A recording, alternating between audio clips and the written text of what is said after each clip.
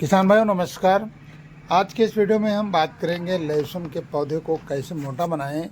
लहसुन की फसल अगर हमें अच्छी लेना है तो कुछ ऐसे पोषक तत्वों की पूर्ति समय से करना है जिससे कि हमारे लहसुन की जो फसल है बहुत अच्छी चले। और लहसुन की जैसे कि आप जानते हैं कि पौधे जितने मोटे होंगे उतने कंद इसका जो है निचोड़ होगा तो वो बहुत मोटा होगा।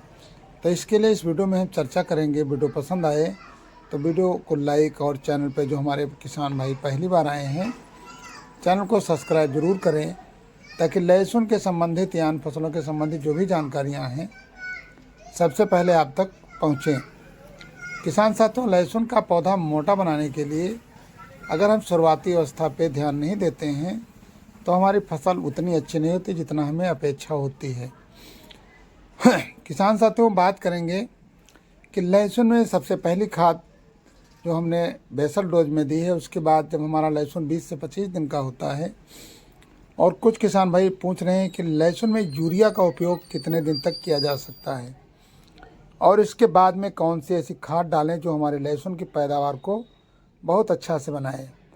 किसान साथियों, अगर आप बिल्कुल यूरिया का प्रयोग नहीं करेंगे तो आपकी जो फसल को नाइट्रोजन की खुराक मिलना है वो बंद हो जाएगी, तो आपके पौधा उतनी ग्रोथ से नहीं चलेगा। नाइट्रोजन का उपयोग हम लगभग 40 दिन तक अपनी फसल में कर सकते हैं, और 40 दिन की फसल अगर आपकी हो गई है, आवश्यकता नहीं है तो ज़्यादा नाइट्रोजन का उपयोग न करें। ज़्यादा नाइट्रोजन अगर आप उपयोग कर रहे हैं तो आपकी फसल बहुत लंबी हो जाएगी, पौधे बहुत लंबे हो जाएंगे। और अगर आप पहले से अपने खेत में नाइट्रोजन की कमी कर देते हैं तो आपकी फसल जो पत्तियां हैं ये छोटी रह जाएंगी। पत्तियां जितनी बड़ी होंगी और जितनी मोटी होंगी उतने लहसुन में जब कंद का निचोड़ होता है तो कंद का निचोड़ लहसुन के पत्तियों के डंठल तक जो है ये सब मोटा होने पर ही निचोड़ होता है। तो इसलिए लहसुन की फसल में अगर आप अपना नाइट्रोजन की पूर्ति समय से करते हैं तो पहली और दूसरी सिंचाई तक आप कर सकते हैं। उसके बाद में नाइट्रोजन की पूर्ति हम फास्फोरस और पोटास इन सब चीज़ों के साथ में करते हैं। तो किसान साथियों, नाइट्रोजन की अगर पूर्ति आपने पहले कर दी है तो 40 दिन के बाद आप एनपीके के माध्यम से नाइट्रोजन और फास्फोरस पोटास इन तीनों चीज़ों की पूर्ति कर सकते हैं।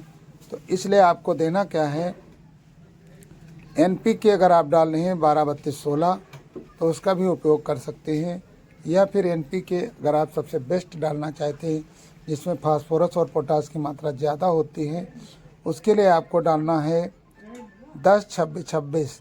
ये दोनों में से कोई एनपीके अगर आप 1 एकड़ के हिसाब से 1 बोरी लेते हैं और इसको बिखेरने के बाद अपने पौधे को अच्छे मात्रा में खाद मिल जाएगी और सिंचाई कर देते हैं तो आपके लहसुन के पौधे को नाइट्रोजन के साथ साथ फास्फोरस और पोटास ये सब मिलती रहेगी और आपका पौधा बहुत तेज़ी से ग्रोथ करेगा। पत्तियां भी बड़ी होंगी और पौधे का तना ये भी मोटा होगा और आपके खेत में अच्छी पैदावार होगी।